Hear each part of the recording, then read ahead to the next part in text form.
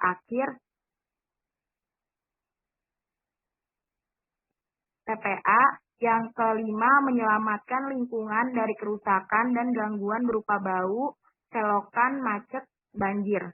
Yang keenam, penerapan sistem 3R dalam pengolahan sampah rumah tangga.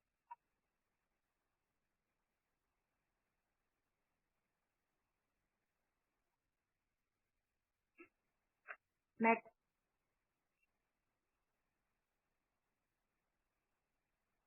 Selanjutnya ada proses pengenalan sampah.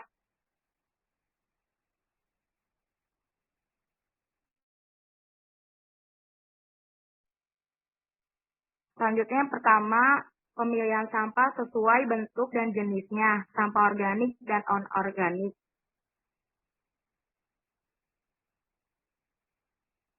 Next. Nah, ini contoh-contoh bentuk wadah pemilihan sampah. Ada sampah anorganik dan organik.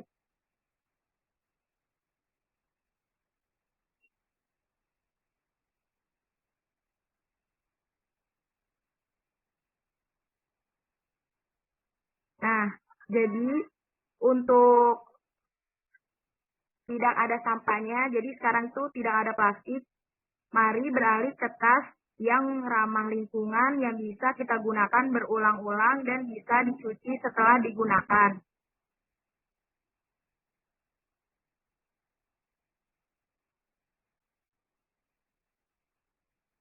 Nah, ini contoh dari pupuk dari sampah organik yang bisa menjadi pupuk.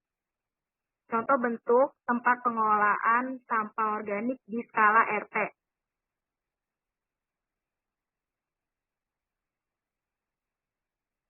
Nah, yang selanjutnya ini contoh dari kerajinan tangan dari sampah plastik.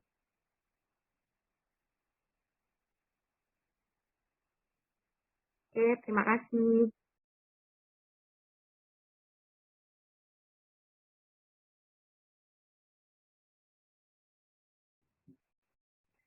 Baik, hadirin yang kami hormati, selanjutnya acara tanya jawab. Kepada hadirin dipersilakan mengajukan pertanyaan dengan menyebutkan nama dan asal kota. Terima kasih.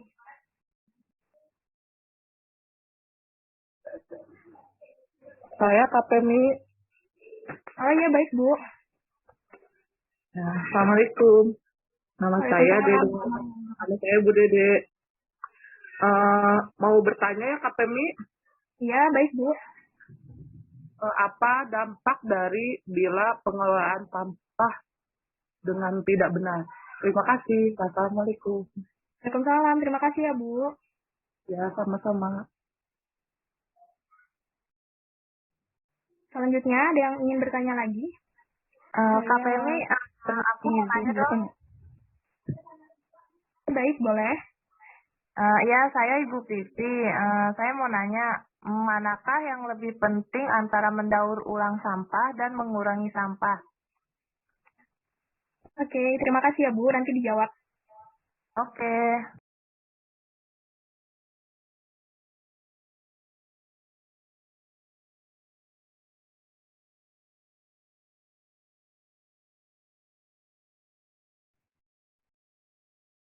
Ada yang ingin bertanya lagi? Para peserta? Kak.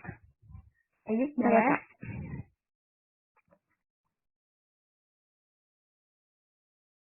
Tadi kan sudah disebutkan bahwa 3R itu kan ada reuse, menggunakan kembali, kemudian reduce, mengurangi, kemudian recycle, daur ulang.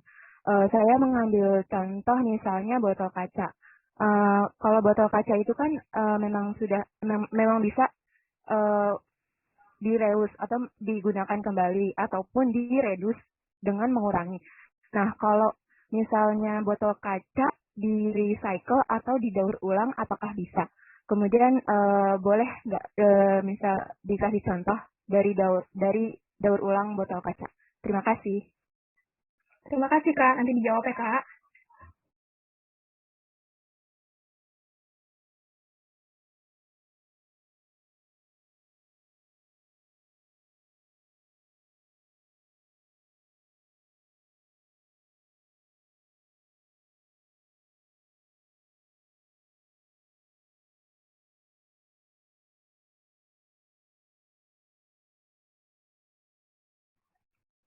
Baik, saya akan menjawab pertanyaan dari Ibu Dede. Manakah yang lebih penting antara mendaur ulang sampah dan mengurangi sampah? Saya akan menjawab, mengurangi sampah lebih penting daripada mendaur ulang atau menggunakan kembali barang bekas. Apabila mendaur ulang, yang telah dibuat tidak digunakan bisa kembali menjadi sampah. Selanjutnya, pertanyaan kedua dari Ibu Vivi. Apa yang terjadi jika sampah tidak dikelola dengan baik? Saya akan jawab, sampah yang tidak dikelola dengan baik dapat menimbulkan pencemaran terhadap air permukaan, air tanah, dan udara. Dengan demikian, secara tidak langsung dapat mencemari atau mengganggu kehidupan manusia. Seperti itu ya jawabannya Ibu Dede dan Ibu Vivi. Semoga membantu. Terima kasih. Baik, Kak. Terima kasih. Terima kasih, Sama-sama. Kak Femi, jawabannya. Sama-sama. Iya Kak Femi, saya jadi lebih paham. Makasih ya. Sama-sama, Kak.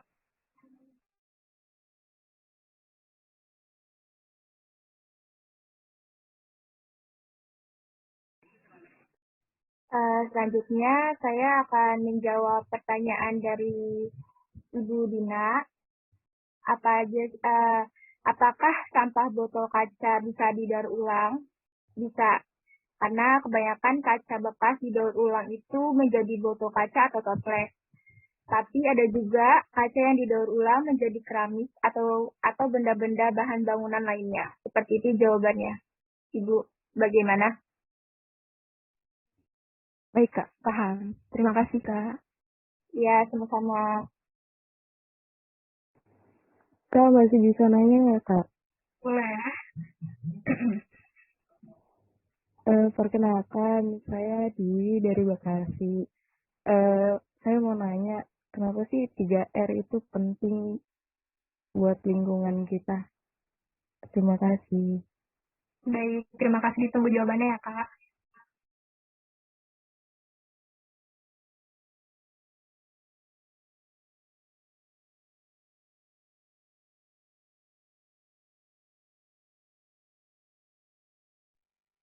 Baik, saya akan menjawab pertanyaan dari Kak Dwi. Apa sih manfaat pentingnya 3R? Nah, jadi 3R itu penting untuk mengurangi tumpukan sampah organik yang berserakan di sekitar tempat tinggal, mengurangi kebutuhan lahan tempat pembuangan sampah akhir atau TPA, menyelamatkan lingkungan dari kerusakan dan gangguan berupa bau selokan macet, banjir, dan lain-lain. Gimana Kak Dwi? Oh, itu ya Kak. Terima kasih.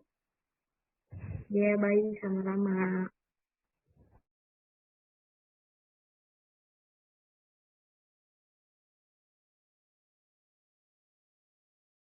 Selanjutnya, apakah ada yang ingin bertanya lagi?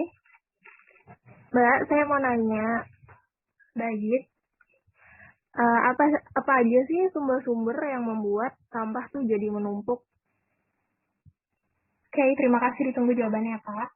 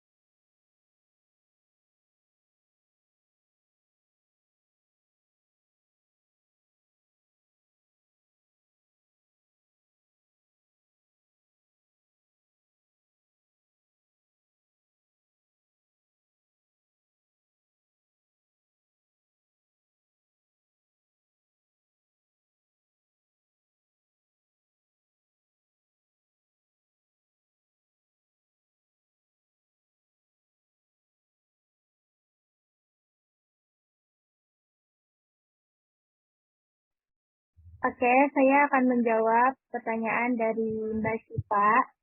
Jadi pertanyaannya apa aja sih sumber-sumber yang membuat sampah jadi menumpuk? Ini dilansir dari Gilbert tahun 1996. Sumber-sumber timbulan sampah itu yang pertama ada sampah dari pemukiman. Nah, sampah ini tuh sampah rumah tangga yang dihasilkan dari suatu kawasan pemukiman. Jenis sampah ini tuh biasanya cenderung organik seperti sisa makanan atau sampah basah dari dapur, dan ada juga sampah anorganik seperti plastik, kaleng-kaleng yang dihasilkan dalam jumlah yang lebih sedikit dibandingkan sampah organik. Yang kedua itu ada sampah dari tempat-tempat umum atau perdagangan seperti tempat-tempat ini seperti dari pasar yang merupakan sisa-sisa bahan sayuran atau misalkan dari pertokoan. Yang ketiga itu ada sampah dari industri. Sampah ini tuh berasal dari industri, berbagai kegiatan industri, baik yang termasuk distribusi ataupun proses suatu bahan mentah. Sampah yang dihasilkan dari tempat ini tuh biasanya sampah basah, sampah kering, dan sisa bahan bangunan atau kegiatan industri lainnya. Yang terakhir itu ada sampah pertanian. Nah, sampah ini tuh dihasilkan dari tanaman atau binatang di daerah pertanian, misalnya sampah dari kebun, dari kandang, atau sawah, sampah yang dihasilkan umumnya sampah organik. Seperti itu jawabannya Mbak Sipa. Oke, bisa dipahami. Makasih, Mbak. Sama-sama.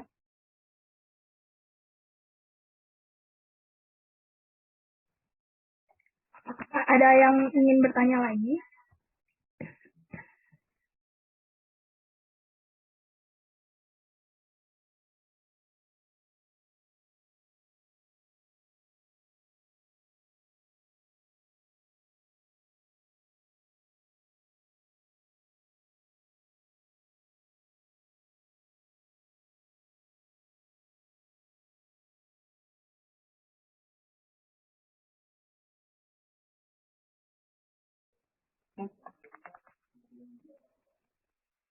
Halo.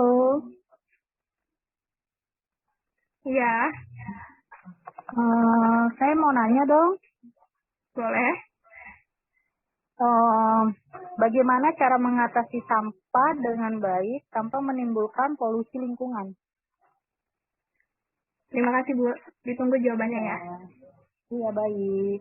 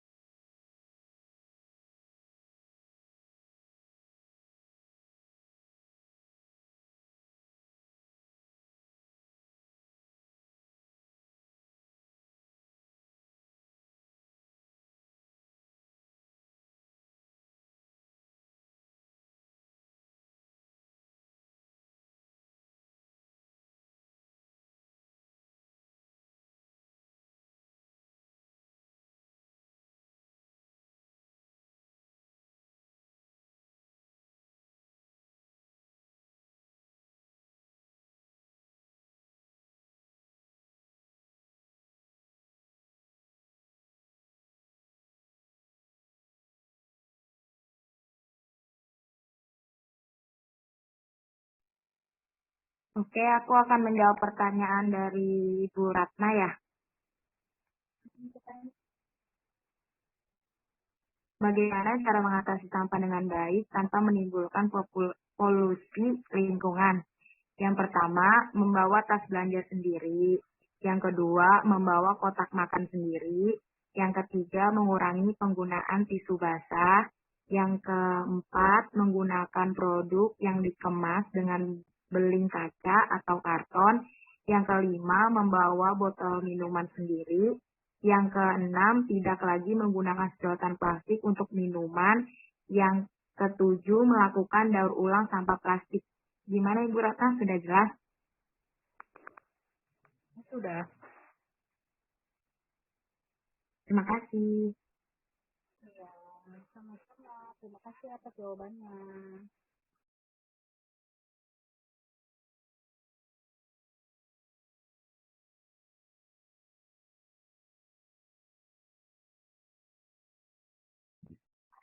Apakah ingin ada yang bertanya lagi?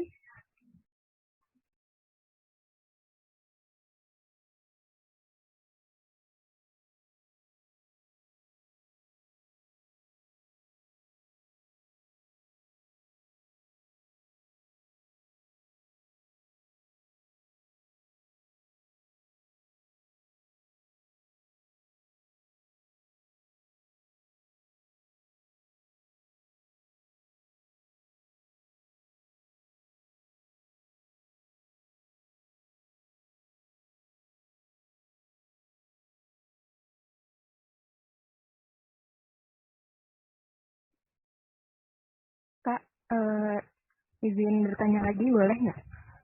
Boleh. Ya, eh, izin bertanya. Kan seperti yang kita ketahui bahwa masyarakat Indonesia kan eh, susah kalau misalnya dibilangin seperti ini akan menuruti, tapi akan melakukan ulang lagi gitu. Jadi bagaimana sih cara mengedukasi masyarakat bahwa penerapan 3R ini sangat penting seperti itu? Terima kasih. Sama-sama. Terima kasih juga. Ditunggu ya, Kak.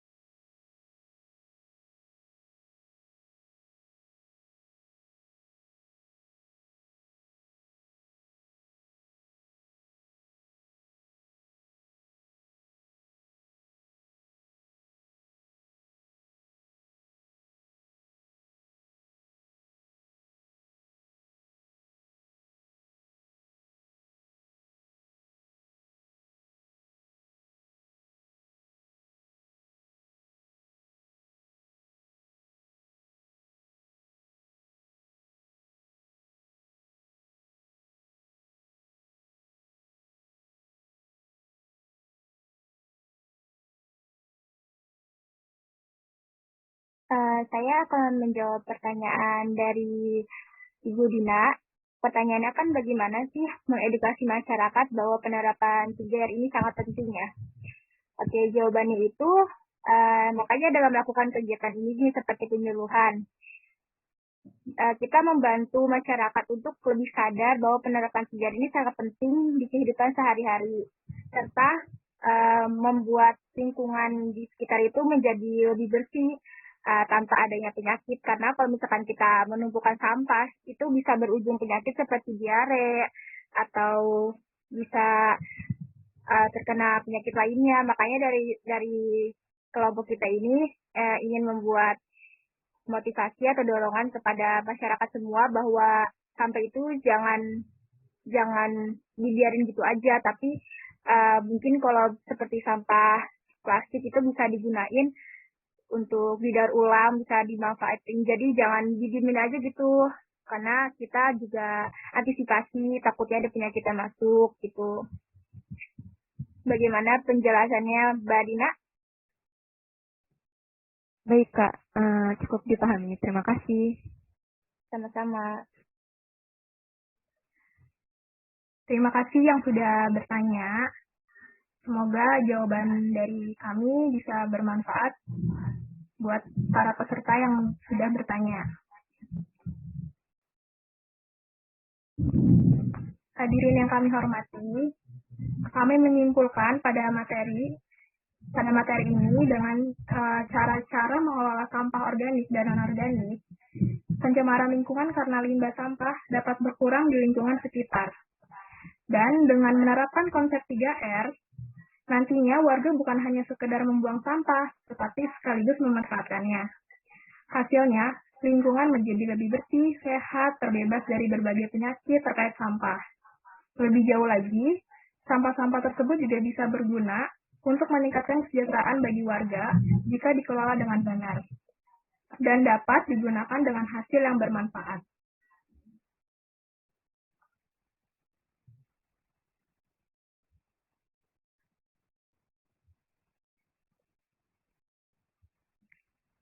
Sekian dari saya, selaku moderator. Semoga webinar hari ini bisa memberi manfaat kepada ibu-ibu dan bapak-bapak dan kakak-kakak serta bisa menerapkannya di lingkungan sekitar. Mohon maaf apabila ada salah dalam ucapan dan kata. Tetap jaga kesehatan, patuhi protokol, menjaga jarak, mencuci tangan, memakai masker, dan memakai sanitizer. Wassalamualaikum warahmatullahi wabarakatuh. Waalaikumsalam warahmatullahi wabarakatuh. Waalaikumsalam warahmatullahi wabarakatuh. Waalaikumsalam warahmatullahi wabarakatuh. Waalaikumsalam warahmatullahi wabarakatuh.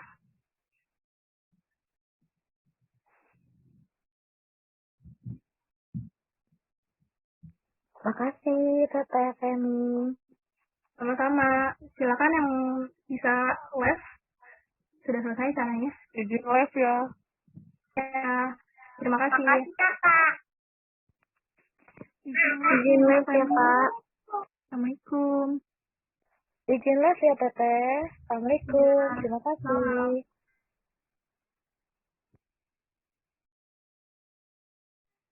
Terima kasih ya Kak edukasinya. Terima kasih. Terima kasih ya Mbak atas edukasinya ya, info-infonya ya. Yang host bisa di on cam buat dokumentasi kita.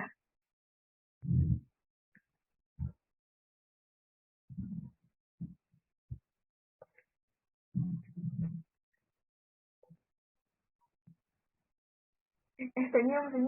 Dia SS siapa gue? Gue. Iya. Gue yang kena. Oke. Itu pakai ini tahu, pakai almet loh. Gue pakai LPPM. Berapa ya kan ya? Nama. Itu pakai almet angin. Emang ngapain lu pas begitu emang gak dapat baju? Dapat. Cuma gua kayaknya enak banget gitu. Kesian itu gua.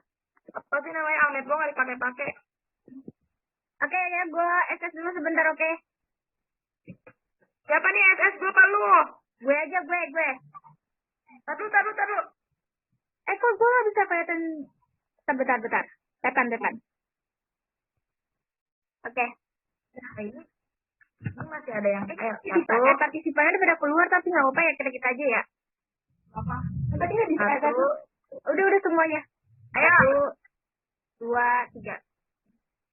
Lagi senyum. Jangan kelihatan ini banget. 1, 2, 3. 3, satu lagi. 1, 2, 3. Ini. Bentar, kok malah keluar? Bentar, Tetan. Oke, ulang. 1, 2, 3. Oke. Semuanya kali ya. Satu. Oke, terima kasih teman-teman. Makasih ya teman-teman udah mau join. Dadah. Dah. Makasih. Assalamualaikum.